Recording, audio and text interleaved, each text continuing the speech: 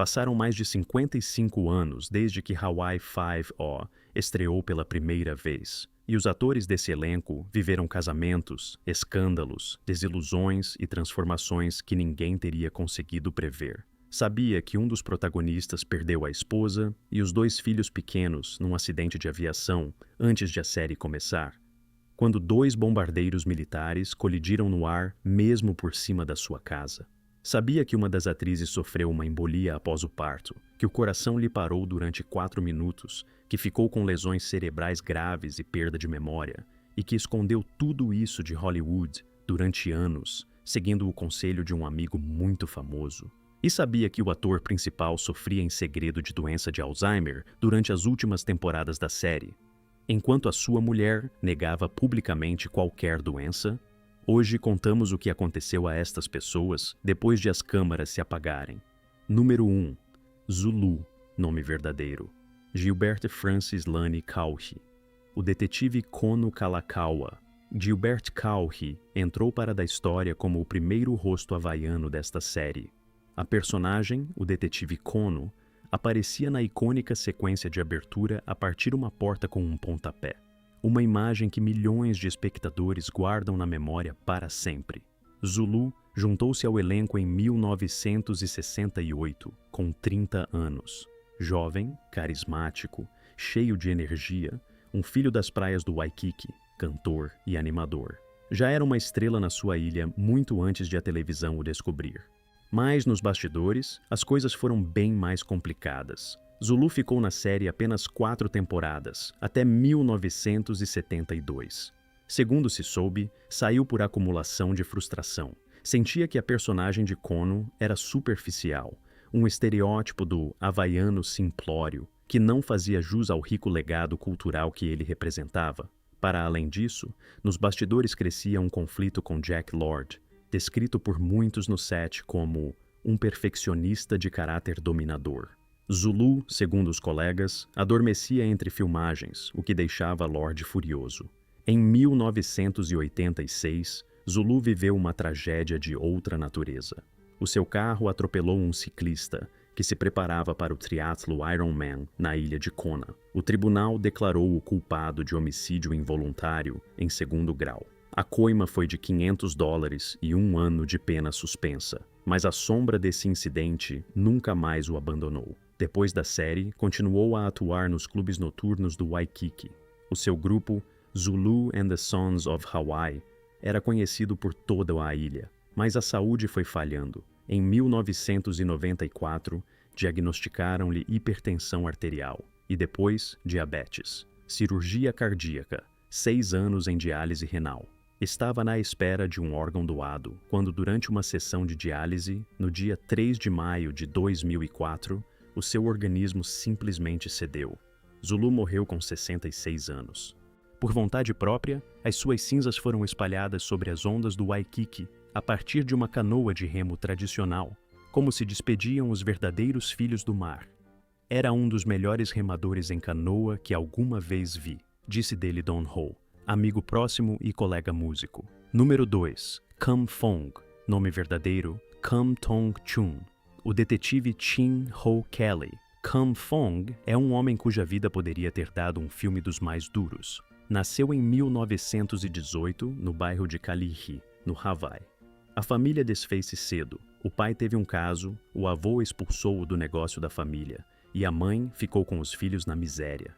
Em criança, Kam assistiu ao irmão a arder vivo quando alguém chegou um fósforo à tinta que se estava a aplicar numa casa. Depois veio a Segunda Guerra Mundial. No dia 7 de dezembro de 1941, Kam trabalhava nos estaleiros de Pearl Harbor quando os aviões japoneses começaram o bombardeamento. Não fugiu. Ficou 3 dias, de pé, junto ao USS Ogallala, virado ao contrário, a chorar enquanto via o couraçado USS Arizona a arder. Depois, foi trabalhar para a polícia. Mas o golpe mais brutal não veio da guerra. No dia 8 de junho de 1944, 2 bombardeiros militares B-25 chocaram no ar por cima do bairro de Honolulu, onde a família Chun vivia. Os destroços caíram sobre a zona residencial. A mulher de Kam, Esther, A filha Marilyn, de 4 anos, e o filho Donald, de 2 anos, morreram na hora. Cam estava a trabalhar nesse momento. Depois de perder toda a família num só dia, ingressou na polícia de Honolulu, onde trabalhou durante 16 anos. Em 1968, com 50 anos, Cam Fong conseguiu o papel do detetive Chin Ho Kelly. Curiosamente, tinha ido à audição para um papel de vilão, Wolfat, mas os criadores viram nele algo diferente. Interpretou a personagem durante 10 temporadas, e Chin Ho Kelly tornou-se um dos primeiros detetives asiático-americanos na história da televisão norte-americana. O seu filho, Dennis Chun, continuou mais tarde a tradição da família no relançamento de Hawaii Five-0 em 2010. Em 2002, um cancro do pulmão pôs fim a este longo e extraordinário percurso. Cam Fong morreu no dia 18 de outubro de 2002 em Honolulu, com 84 anos. Um homem que sobreviveu à destruição da sua família, ao ataque a Pearl Harbor e à perda dos 2 filhos pequenos em tempo de paz, encontrou o seu lugar na história da televisão e deixou-o em herança. Número 3. Harry Endo, o perito forense. Che Fong. Harry Endo é uma das pessoas mais singulares que alguma vez chegaram a um ecrã de televisão. Nunca planeou ser ator.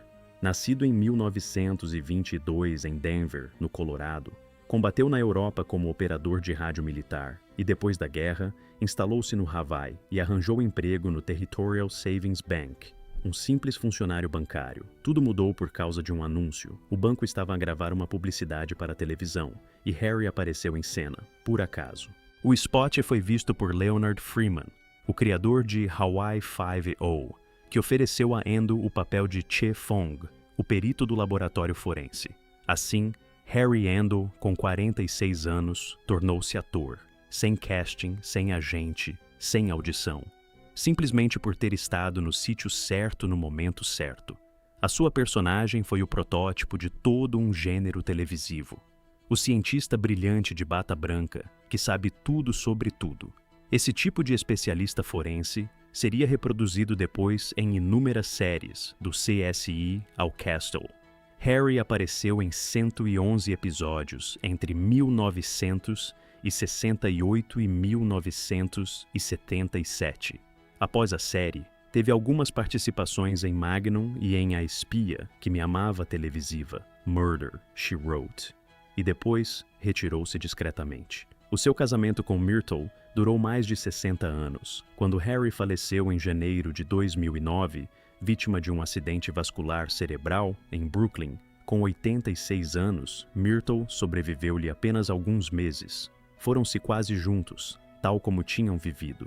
O homem que chegou ao cinema por acidente entrou para a história da televisão por acidente. E lá ficou para sempre. Número 4. Herman Wedemeyer, o sargento/detetive Duke Lukla. Herman Wedemeyer teve 2 vidas completamente diferentes, e em ambas foi notável. A primeira, no campo de futebol americano. Nascido em 1924 em Hilo, no Hawaii, jogou pelo St. Mary's College, na Califórnia, e tornou-se uma lenda do futebol universitário norte-americano. As suas alcunhas dizem tudo. Quote 3, o escorregadio Herman. Quote 4, o havaiano de ancas livres. Quote 5, o havaiano voador.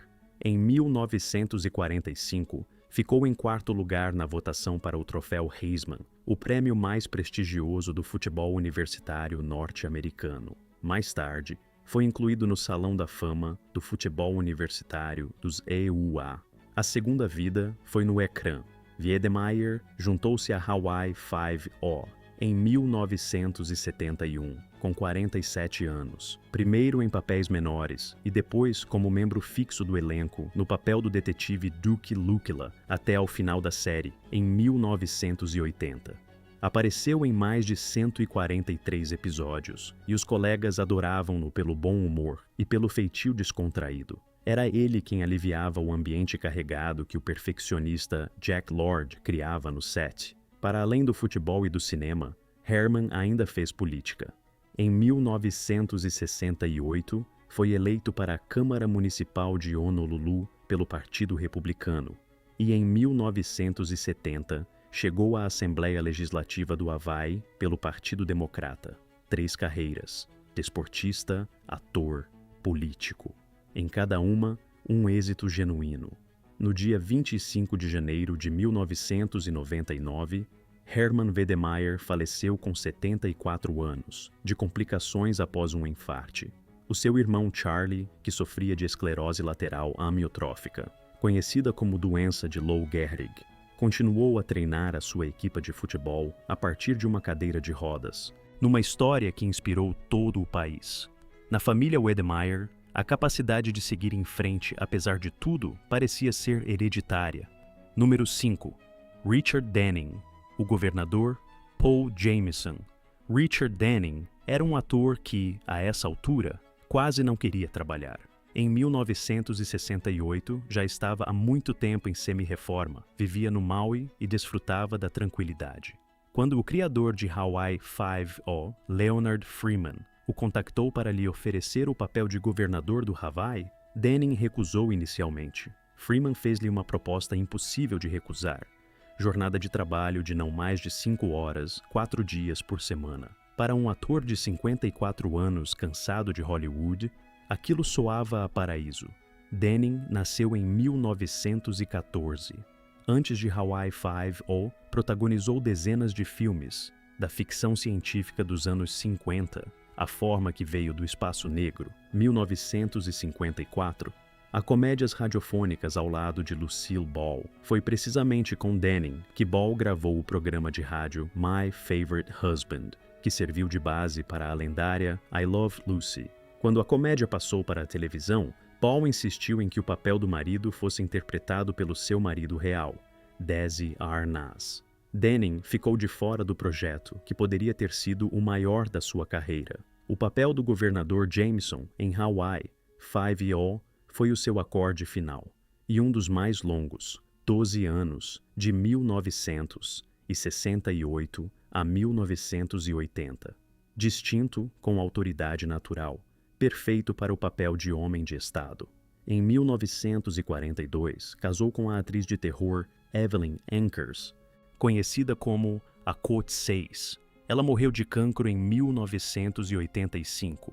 No dia 11 de outubro de 1998, Denning faleceu de infarte com 84 anos, apenas 9 meses depois da morte do seu colega Jack Lord. Parecia que Hawaii Five-O se despedia de uma só vez, toda uma época. Número 6. Moe Keel, nome verdadeiro, Wilfred Nalani Keel, o detetive Truck Kealoha. Moe Keel é uma lenda viva do Hawaii, um nome que na cultura musical da ilha ressoava mais alto do que qualquer crédito de ecrã.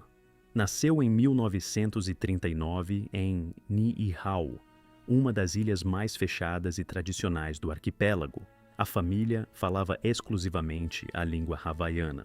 O pai era kahuna, guardião do saber tradicional. Com 4 anos, Moe já tocava ukulele. Era um dos poucos havaianos de ascendência puramente nativa que restavam no século XX. Em jovem, trabalhou como instrutor de surf no Waikiki, deu aulas, foi DJ, participou em espetáculos de música havaiana e trabalhou como eletricista em sets de filmagem. Foi precisamente num set de Hawaii Five-O que conseguiu o seu papel, enquanto trabalhava ali como eletricista. De 1971 a 1980, o detetive Truck Kealoha aparecia ao lado de Steve McGarrett, trazendo à série o espírito genuíno da cultura havaiana. Fora do ecrã, Moe fazia parte do célebre grupo Sons of Hawaii.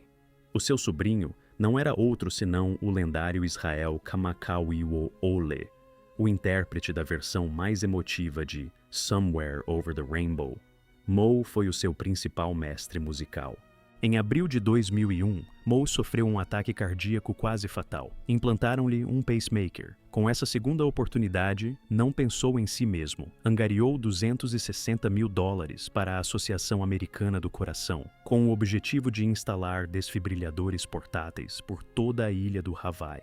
No dia 15 de abril de 2002, durante uma atuação junto à piscina do hotel Sheraton Waikiki, o coração parou-lhe de novo. Moe Keel morreu em cena, com 62 anos, Em 2003, a Academia Havaiana de Gravação instituiu em sua honra o prêmio anual Moe Kierl Aloha Is. Número 7. Al Harrington, nome verdadeiro Tauzau Ta. O detetive Ben Kokwa, Al Harrington, conseguiu encaixar várias vidas numa só biografia. Nasceu em 1935 em Pago Pago, na Samoa Americana, e até aos 3 anos foi criado pela avó numa aldeia. Depois, a mãe, enfermeira no Havaí, levou-o consigo. Mais tarde, ela casou com um oficial do exército norte-americano, Roy Harrington, e Al adotou esse apelido. No colégio Punahou, brilhou em 2 frentes ao mesmo tempo, o teatro e o futebol americano. Foi o primeiro jogador do Havaí a ser distinguido como All-American, a mais alta honraria do futebol escolar norte-americano, a nível secundário. Os Baltimore Colts mostraram interesse, mas os salários do futebol profissional na época eram baixos. Al preferiu a Universidade de Stanford, licenciou-se em História, deu aulas e tornou-se depois The South Pacific Man, a estrela dos espetáculos de dança do hotel Hilton Hawaiian Village, o exotismo do Pacífico Sul, encarnado por um samoano que era também intelectual. Em Hawaii 5-O, Al apareceu em 1972 como o detetive Ben Kokwa, papel que desempenhou durante 3 temporadas. A sua personagem substituiu Kono na equipa após a saída de Zulu. Em 2011, Al regressou ao relançamento de Hawaii 5-0, no papel de Mamo Kahiki. O seu último papel foi o tio John na série Dugi Kamealoha, MD, da Disney+. No dia 21 de setembro de 2021, uma semana depois de sofrer um AVC grave, Al Harrington faleceu em Honolulu com 85 anos. Era um dos últimos atores sobreviventes do elenco original e foi-se como convém a uma lenda, com dignidade e em silêncio. Número 8. Peggy Ryan Jenny Sherman, a secretária de McGarrett. Peggy Ryan era uma mulher que nunca aprendeu a parar. Nasceu em 1924 em Long Beach, Califórnia, e cresceu literalmente em cima de um palco. Com 3 anos, os pais incluíram-na no seu número de variedades, The Merry Dancing Ryans. Com 4 anos, o primeiro filme.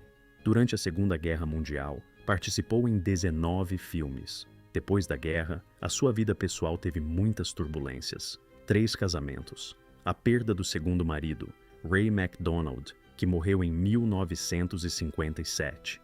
O filho do primeiro casamento faleceu tragicamente num acidente de viação em 1987.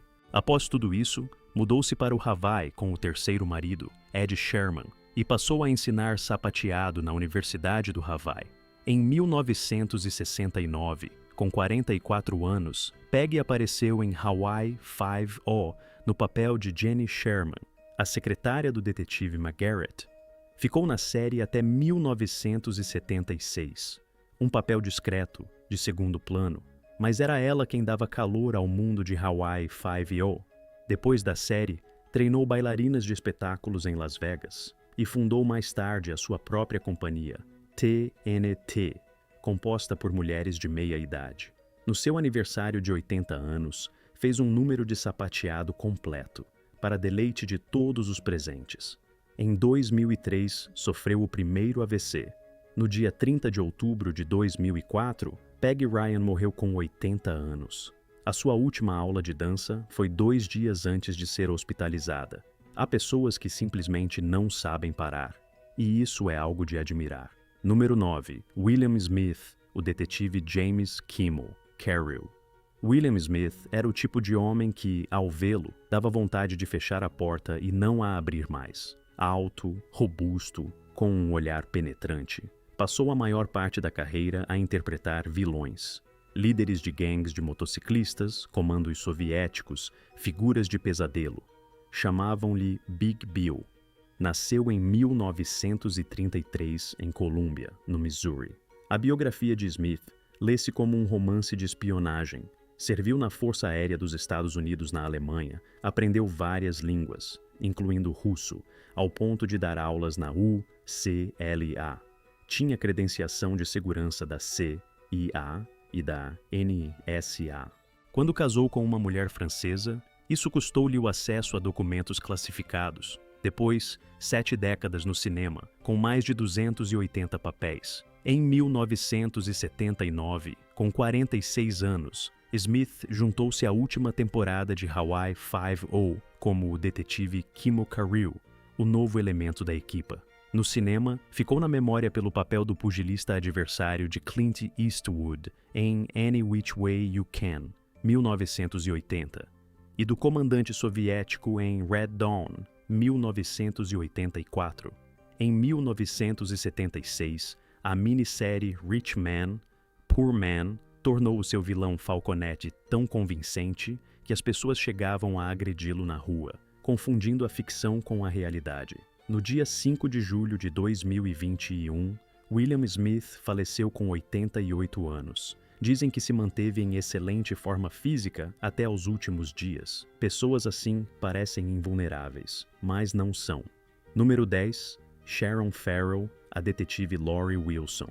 Sharon Farrell é a história de alguém que sobreviveu a tudo e não o contou a ninguém. Nasceu no dia 24 de dezembro de 1940, em Sioux City, Iowa. Começou como bailarina no American Ballet Theatre.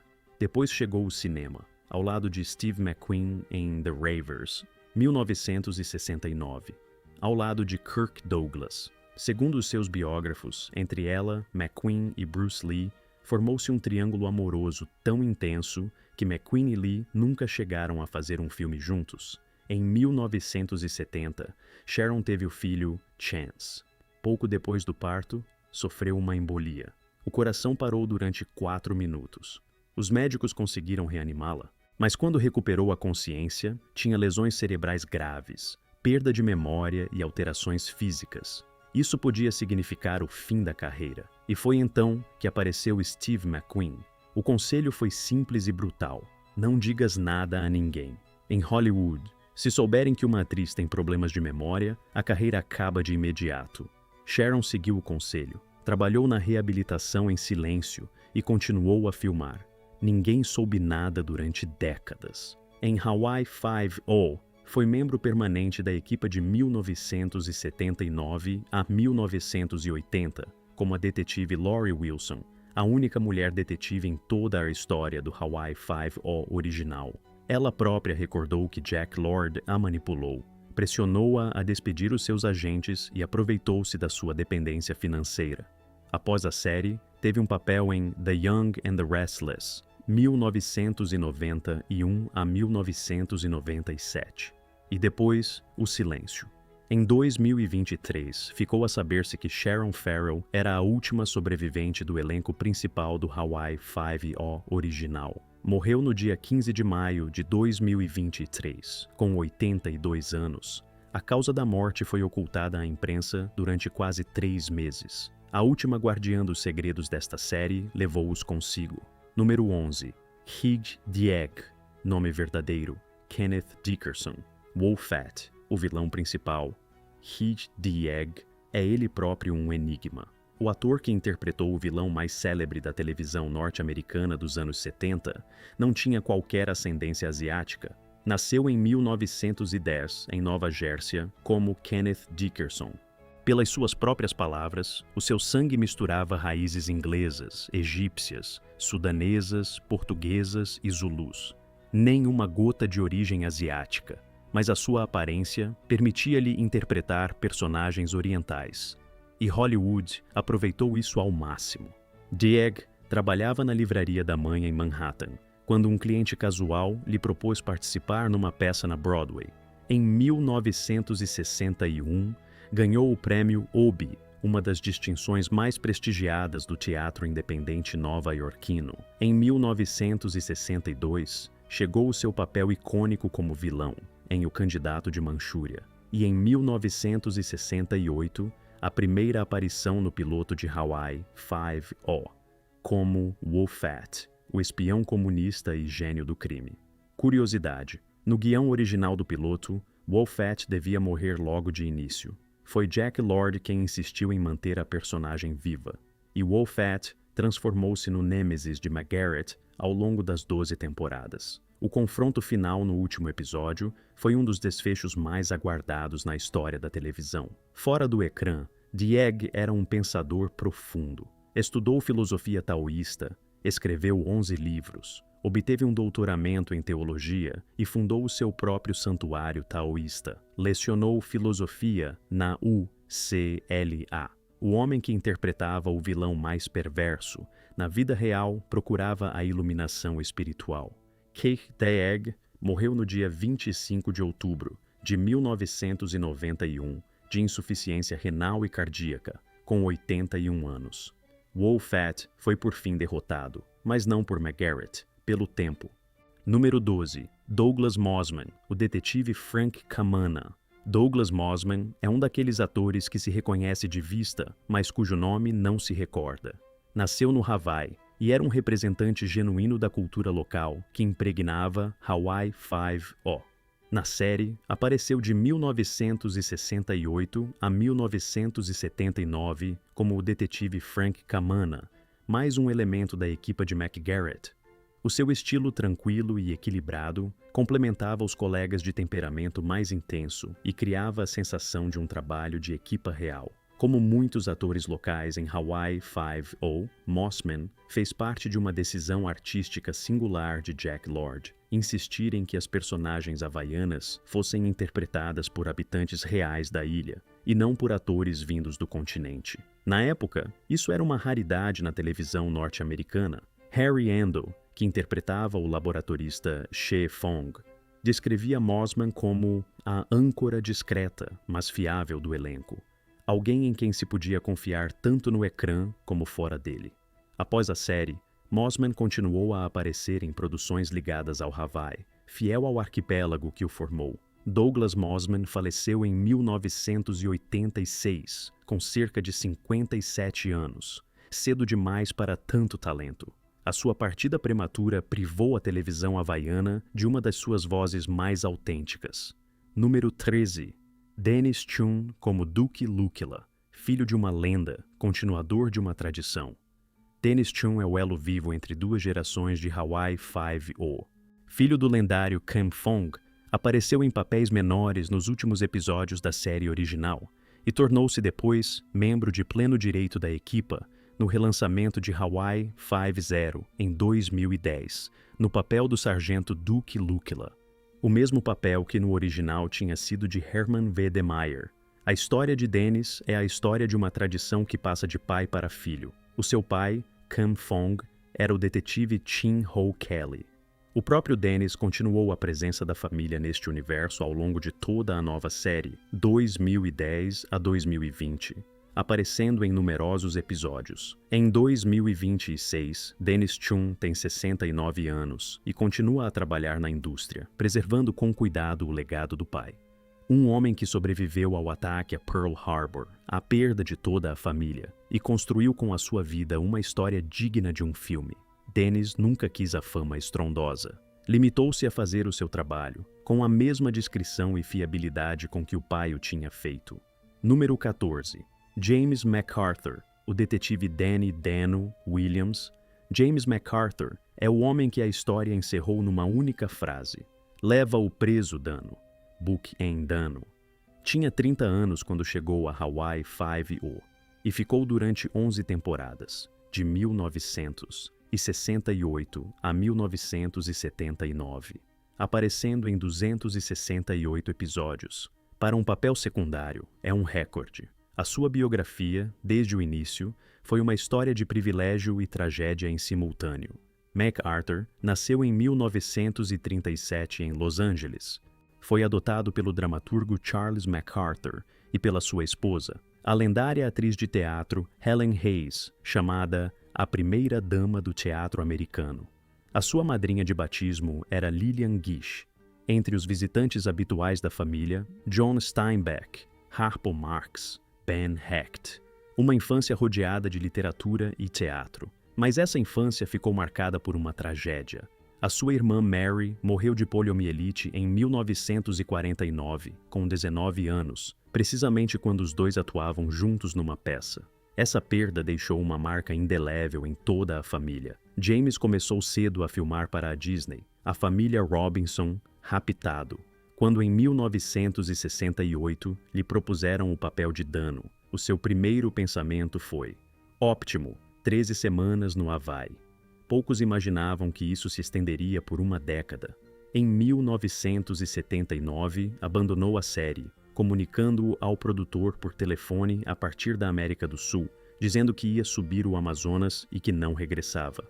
Segundo ele, as histórias tinham se tornado insípidas. Segundo William Smith, que o substituiu, Jack Lord tinha recusado dar a Dano um camarim digno. Em 2010, estavam a ser negociadas uma aparição especial sua no novo Hawaii Five-0. No dia 28 de outubro de 2010, James McArthur faleceu em Jacksonville, Flórida, por complicações internas. Tinha 72 anos. O episódio seguinte da nova série foi dedicado a ele. In Memoriam, James McArthur, 1937 a 2010. The Original Dano. Número 15. Jack Lord. Nome verdadeiro: John Joseph Patrick Ryan. O detetive-capitão Steve McGarrett. Jack Lord. Só esse nome e toda a história de Hawaii Five, ganha vida. Aquele perfil de maçãs do rosto impecáveis. Aquele olhar perante o qual se teria vontade de confessar qualquer coisa. Aquela voz: leva-o preso, Dano. Nasceu no dia 30 de dezembro de 1920, no Brooklyn, Nova York, numa família irlandesa-americana. Em criança, viajou em navios de carga, desenhou paisagens de África, do Mediterrâneo, da China. Ainda jovem, Jack vendeu obras suas ao Museu Metropolitano de Arte. Sempre disse que preferia a pintura à comida. Sempre sonhou ser artista. E a representação era apenas uma forma de se tornar conhecido para poder vender quadros. O plano funcionou, bem demais. Durante a Segunda Guerra Mundial, construiu pontes na Pérsia com o corpo de engenheiros do exército norte-americano. Depois, estudou na Universidade de Nova York e formou-se no Actors Studio. Em 1962, interpretou Felix Leiter no primeiro filme oficial de James Bond, Dr. No. Quando chegou à altura de rodar Goldfinger, Lord exigiu um cachê mais elevado e o estatuto de co-protagonista, algo a que os produtores não acederam. Ficou assim de fora de um papel que poderia ter continuado a desempenhar. Esse era o preço da sua intransigência. Quando em 1967 lhe propuseram o papel de McGarrett numa nova série policial passada no Havaí, entre os candidatos iniciais figuravam outros nomes. A proposta foi feita primeiro a Richard Boone, que recusou. Também recusou Gregory Peck. Lord aceitou e mudou-se para o Havaí definitivamente. Jack Lord era um perfeccionista de nível extremo. Controlava tudo: o casting, o adereço, os figurinos, a iluminação. A partir de 1974, desempenhou em segredo as funções de produtor executivo da série, sem que o seu nome constasse dos créditos. Foi ele quem insistiu em que as personagens havaianas fossem interpretadas por habitantes reais da ilha. Nos anos 70, isso era revolucionário na televisão norte-americana. Chamavam-lhe ditador no set, rígido, sem concessões. Mas foi precisamente essa abordagem que tornou Hawaii Five-O na série policial com mais temporadas na história da televisão norte-americana até então. A sua vida pessoal estava quase completamente oculta dos olhos do público. Do primeiro casamento, em 1942, tinha um filho que Jack viu apenas uma vez em bebê. Em 1955, o rapaz morreu de hepatite com 12 anos. Lord perdeu um filho que mal conhecia. Em 1952, casou com a designer Marie Denard, e esse casamento durou até o seu último dia. Não tiveram filhos. Em 1967, mudaram-se para Honolulu e nunca mais regressaram a Hollywood. Jack passeava pela praia, ia ao supermercado do bairro, visitava galerias. Vivia como qualquer pessoa, apenas com o peso de uma lenda sobre os ombros. Após o fim de Hawaii Five-O, em 1980, Lord desapareceu quase por completo da vida pública. Rodou um piloto falhado e nada mais. Depois, ficou a saber-se, a doença de Alzheimer. Segundo os dados disponíveis, o diagnóstico foi feito por volta de 1990. Alguns biógrafos afirmam que os sintomas já eram visíveis nas últimas temporadas da série. Marie negou publicamente a doença do marido durante anos, por lealdade e para proteger a sua dignidade. Quando a secretária pessoal de Lord, Margaret, foi visitá-lo pela última vez, encontrou-o sentado numa poltrona. Ele ergueu os olhos para ela, mas a doença já o dominava por completo e ele não conseguia falar. Foi o momento mais triste da minha vida, disse ela. No dia 21 de janeiro de 1998, Jack Lord faleceu de insuficiência cardíaca congestiva em casa, em Honolulu. Tinha 77 anos. O corpo foi cremado e as cinzas espalhadas no oceano ao largo da costa de Kahala, sem funeral, por vontade própria, sem cerimônias, apenas o mar. O patrimônio de Lord estimava-se em cerca de 40 milhões de dólares. Após a morte de Marie em 2005, tudo passou para instituições de beneficência havaianas. O artista que queria vender quadros acabou por dar tudo à ilha, que se tornara a sua casa.